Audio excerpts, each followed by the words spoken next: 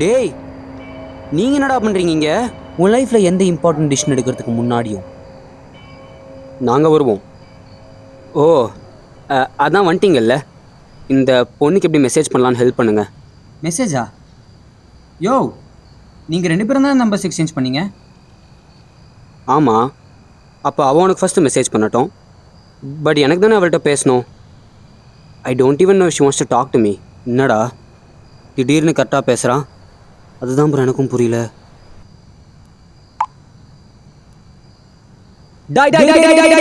என்னடா பண்ற? என்னடா ஏன்டா ஃபர்ஸ்ட் மெசேஜை போட்ட? புரியல.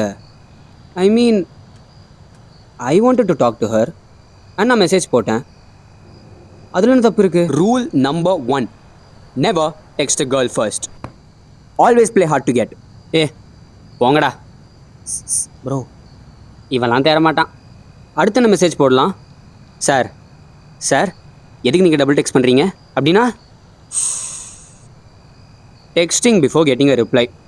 You don't do that because that's rule number 2. அவர் ரிப்ளை பண்ணுறதுக்கு முன்னாடி நீ டெக்ஸ்ட் பண்ணனா it will be like you trying to grab her attention. That's exactly what I want. Finally, someone understands me. முட்டாள்.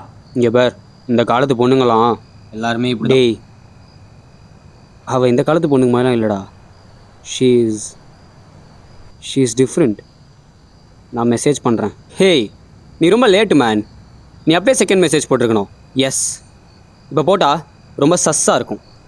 ஐயோ, இவனுக்கு புரியாதே. சஸ்பிஷியஸாக இருக்கும். ஏய், நீங்கள் தானடா அப்போ மெசேஜ் பண்ண வேணான்னு சொன்னீங்க. சொன்னோம், அதுக்கு போங்கடா. I am texting her. சரி போடு, இட்ஸ் யோர் ஃபியூனரல். அவ்வளோதான், சோலி முடிஞ்சு. என்னடா சொல்கிற? டேய், இவ உனக்கு ரிப்ளைலாம் பண்ண மாட்டா. You do one thing, you better move on. You'll find someone better. டேய், it's not about someone better, it's about this one. And என்னடா மூவ் ஆன்? இன்னும் எதுவுமே நடக்கலையடா. ஏய் பைத்தியக்காரா, ஏய் வாடா, இருடா வரேன். இதோ பார், இவன் மட்டும் என்னமோ டிஃப்ரெண்ட்டுன்னு சொன்னேன். இந்த காலத்து பொண்ணுங்க எல்லாருமே சேம் தான். அதை எவ்வளோ சீக்கிரம் புரிஞ்சுக்கிறியோ அது உனக்கு நல்லது.